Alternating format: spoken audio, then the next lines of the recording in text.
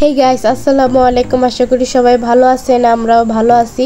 তো আজকে এসে বললাম নতুন একটা রেসিপি নিয়ে। আর এই রেসিপিতে আপনাদেরকে আমরা দেখাবো খুব মজাদার একটা পিৎজা বানানো। তো এটা সবাই খেতে অনেক ভালোবাসে। তো গাইস, প্রথমে কিন্তু আমরা ছোট ছোট টুকরো করে চিকেন নিয়ে নিছি। এরপর দিয়ে দিলাম আমরা গোলমরিচ গুঁড়ো। এরপর আমরা দিয়ে দিলাম আদা বাটা,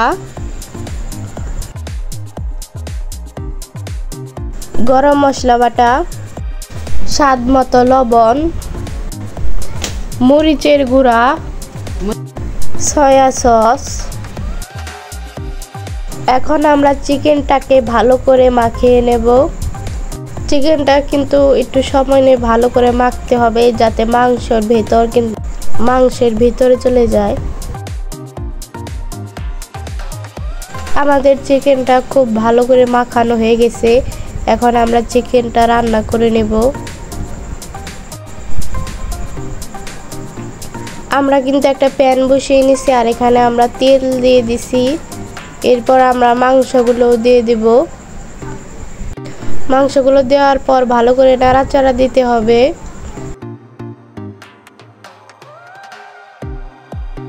চিকেনগুলো কিন্তু প্রায় রান্না হয়ে আসছে। আমাদের চিকেনগুলো পুরোপুরি রান্না করা হয়ে গেছে। এখন আমরা চিকেনগুলো নামিয়ে রাখবো। আমরা মাংসগুলো কিন্তু পুরোপুরি ভাজা ভাজা করে ফেলছি। এরপর আমরা 2 কাপ ময়দা দিয়ে দেব।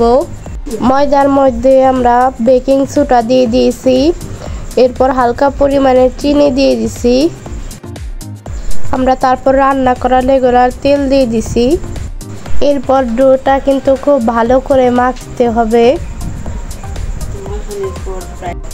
তো গাইস, এটা মাখার পর কিন্তু 10 মিনিট দমে রাখতে হবে। আমরা ভালো করে কিন্তু তেলটাকে ময়দা দিয়ে মিক্স করে দিয়েছি।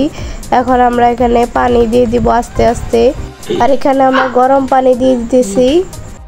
এরপর আমরা খুব ভালো করে ময়দাটা মাখিয়ে নেব। ময়দাটা কিছুক্ষণ মাখতে মাখতে আঠালো ভাব চলে আসছে। এরপর আমরা কিছুক্ষণ দমে রেখে দেব ময়দাটা কিন্তু আমরা বাটি দিয়ে ঢেকে রাখছিলাম। এরপর দেখতেছেন ময়দাটা কি পরিমাণে নরম এবং সফট হয়েছে, পুরো আঠালো ভাব চলে আসছে। তো এখন আমরা পিৎজাটা বানিয়ে ফেলবো। তো প্রথমে সয়াবিন তেল দিয়ে বাটিটা কিন্তু আমরা ব্রাশ করে নিলাম। এরপর আমাদের ময়দাটা দিয়ে এখন আমরা পিৎজাটা বানানো শুরু করে দেব। তো গাইস, ডোটা আমরা বাটির মধ্যে নিয়ে নিছি। এখন আমরা ডোটা কিন্তু খুব ভালো করে শেপ দিয়ে দেব। তো গাইস, তারপর আমরা একটা কাঁটা চামচ দিয়ে মাঝখানে ফুটো করে দেব, যাতে সসটা খুব ভালো করে ভেতরে চলে যায়। এরপর আমরা সস দিয়ে দেব, টমেটো সস। তো টমেটো সস দেওয়ার পর আমরা কিন্তু চামচ দিয়ে পুরো পাশে ভালো করে মাখিয়ে নিতেছি সসটা। আর এটা কিন্তু খুব ভালো করে আমরা ভেতরে দিয়ে দিছি। এরপর আমাদের সবজিগুলো এবং চিজগুলো আমরা দিয়ে দেব। তো গাইস, আমরা কিন্তু এখানে প্রথমেই চিজ দিয়ে দিলাম। কিছু টুকরো টুকরো করে নিয়েছিলাম আমরা চিজগুলো। তো গাইস, এখানে আমরা সবুজ কালার ক্যাপসিকাম ব্যবহার করছি। আপনারা চাইলে আরও অন্য সবজি ব্যবহার করতে পারেন। আমরা এখানে ক্যাপসিকাম আর টমেটো ব্যবহার করছি। এটাকে কিন্তু চিকেন পিৎজা বলা যায়। এটা একবার খেলে সবাই পাগল হয়ে যাবেন। এরপর কিন্তু আমরা কাঁচা পেঁয়াজ দিয়ে দিছি। পেঁয়াজের টুকরোগুলো আমরা কিন্তু একটু বড় বড় রাখছিলাম, আপনারাও বড় বড় করে দেবেন। তো গাইস, এরপর আমরা কাঁচা মরিচ দিয়ে দিলাম, তার উপর দিয়ে আমরা চিজ দিয়ে দিছি। তো গাইস, আমাদের চিজগুলো দেওয়ার পর এখন কিন্তু আমরা উপর দিয়ে মাংস দিয়ে দিলাম, সেই ভেজে রাখা মাংসগুলো। তো আমরা মাংস কিন্তু চারিদিকেই বসিয়ে দিছি। এরপর আমরা উপর দিয়ে চিজ দিয়ে দেব, গোলমরিচ গুঁড়া। এরপর আমরা দিয়ে দিব চিলি ফ্লেক্স। তো গাইস, আমরা গ্যাসটা অন করে উপরে তাওয়া বসিয়ে দিছি, আর তার উপর আমরা কিছু বালি দিয়ে দিছি। এরপর আমরা দেখতেছি এটা গরম হয়েছে কিনা। তো গাইস, এখানে আমরা পিৎজাটা বসিয়ে দেব। তো গাইস, পিৎজাটা কিন্তু আমরা আরেকটা বাটির সাহায্যে ঢেকে দিতেছি। তো গাইস, আমরা পিৎজাটা কিন্তু 20 মিনিট বেক করে নেব।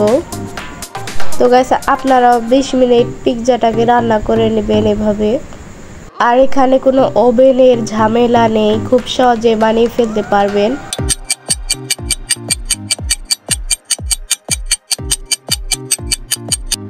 তো গাইস 20 মিনিট পর আমাদের পিৎজাটা কিন্তু রান্না হয়ে গেছে।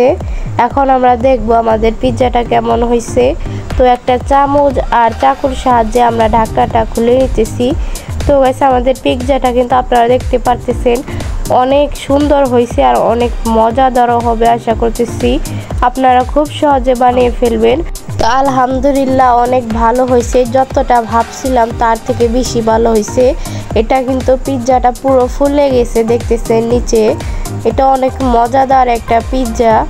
তো গাইস বাইরে না খেয়ে খুব সহজেই বাসায় আপনারা এই পিৎজাটা বানিয়ে ফেলতে পারবেন। আর এই পিৎজাটা বানানোর পর আপনারা পুরো ফ্যামিলি নিয়ে খেতে পারবেন। তো গাইস আমরা পিৎজাটা কেটে এখন খাওয়া শুরু করব।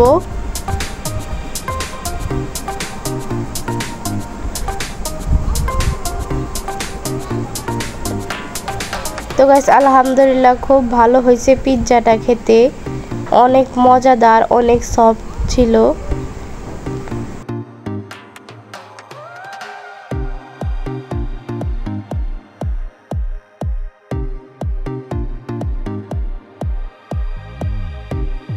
তো গাইস আমার পিৎজাটা বানানো কেমন হয়েছে সবাই কমেন্ট করে জানাবেন। আর আমার পরবর্তী ভিডিওর জন্য আমার পাশে থাকবেন। সবাই ভালো থাকবেন, সুস্থ থাকবেন আর আমাকে সাপোর্ট করবেন। আর আল্লাহ হাফেজ।